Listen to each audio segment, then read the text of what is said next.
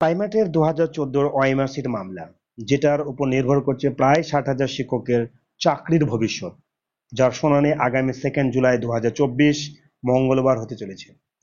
এই কেসের শুনানি ছিল গত 24 জুন, কিন্তু দুর্ভাগ্যবশত সেদিন কিন্তু শুনানি হয়নি। পর্ষদের তরফ থেকে যে কোশ্চেনগুলো চাওয়া হয়েছিল, যে অ্যান্সার চাওয়া হয়েছে, সেটা কিন্তু সাবমিট করতে পারেনি। এবং তার সাথে কিছু ক্যান ফাইল অ্যাড হয়ে আগামী 2 জুলাই এটা মেনশন হয়েছে সিঙ্গেল বেঞ্চে রাজশেখর মান্তার এজলাসে। এই প্রাইমেটের 2014 ওএমআর সিট মামলাটা মূলত কি? প্রাইমেটের 2014 যে টেটের যেটা হয়েছিল, প্রায় প্রথম দিকে রিক্রুটমেন্ট হয় 42,000 ট্রেন এবং নন ট্রেন মিলে। তারপরে 21 সালে হয় 16,500 এবং 17তে কিছু এখানে রিক্রুটমেন্ট পায়।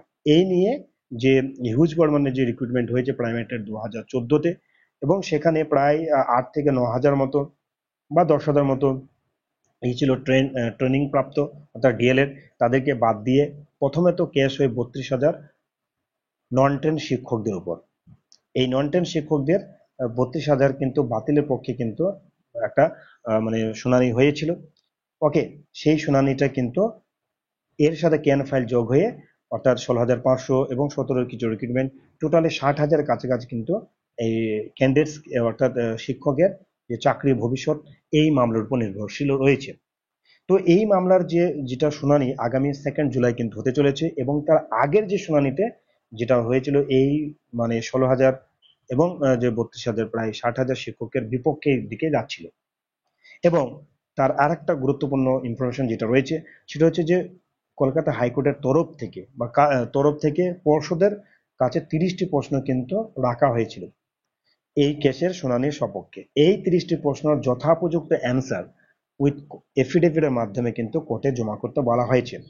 যেটা আমরা দেখেছি প্রশ্নগুলোর মধ্যে ম্যাক্সিমাম প্রশ্নের অ্যান্সার কিন্তু পর্ষদের কাছে অধরা, ম্যাক্সিমাম প্রশ্ন। তো এই অধরা প্রশ্ন থেকে বোঝা যাচ্ছে যে এই যে প্রশ্নের অ্যান্সার যদি সঠিক না দেওয়া যায়, তাহলে কিন্তু যে 60,000 শিক্ষকের চাকরি কিন্তু বেশ প্রশ্ন চিহ্নের দিকে চলে যাচ্ছে। আমরা দেখেছি এসএসসির যে স্ক্যাম, 2016 সালের রিক্রুটমেন্টে 26,000 শিক্ষকের চাকরি কিন্তু বাতিল হয়েছে কলকাতা ডিভিশন বেঞ্চের দ্বারা, যেখানে অযোগ্য যোগ্যর যে লিস্ট, যেটা বাছাই করতে পারেনি, যার ফলে কলকাতা ডিভিশন বেঞ্চ সেটাকে অযোগ্য বলে, সকলকে অযোগ্য বলে বাতিল করে। কিন্তু সুপ্রিম কোর্টে গিয়ে 16 জুলাই পর্যন্ত তারা কিন্তু একটা রক্ষা কবচ পায়, 16 জুলাই পর্যন্ত, এবং 16 জুলাই কিন্তু তার একটা চূড়ান্ত শুনানি রয়েছে। সেদিক থেকেই কিন্তু সকলেই মনে করছে যে প্রাইমেটের 2014 যে ওএমআর সিট মামলা, সেই ওএমআর সিট মামলার পরিপ্রেক্ষিতে 60,000 শিক্ষকের চাকরি কিন্তু চলে যাবে। কিন্তু এই এসএসসি এবং প্রাইমারি টেটের কিন্তু অনেকটা আলাদা, ঠিক আছে? কেননা প্রথমেই ওএমআর সিট যেটা প্রাইমারি টেট 2014 নেই, ঠিক আছে? সেই ব্যাপারে আমরা পরবর্তীকালে আলোচনা করব যে কোনটা চাকরি আদৌ থাকবে কি থাকবে না সেটা পরে কথা। কিন্তু এখন বর্তমানে যেটা রয়েছে আগামী 2 জুলাই অর্থাৎ মঙ্গলবার এই কেসের শুনানির জন্য মেনশন হয়েছে কলকাতা ডিভিশন এই সিঙ্গেল বেঞ্চে রাজশেখর মান্তার এজলাসে, যেটা প্রাইমেটের 2014 ওএমআর সিট মামলা। সেখানে 60,000 শিক্ষকের চাকরির কিন্তু প্রশ্ন চিহ্ন রয়েছে, কেননা পর্ষদের তরফ থেকে এখনো পর্যন্ত যথা উপযুক্ত যে প্রশ্ন দেওয়া হয়েছে তার অ্যান্সার কিন্তু সাবমিট করা হয়নি। তো দেখা যাক আগামী 2 জুলাই পর্ষদের তরফ থেকে এই ব্যাপারে কি যুক্তি কি পদক্ষেপ গ্রহণ করা হচ্ছে বা সেখানে তুলে ধরা হচ্ছে, সেটাই আমাদের দেখার বিষয়।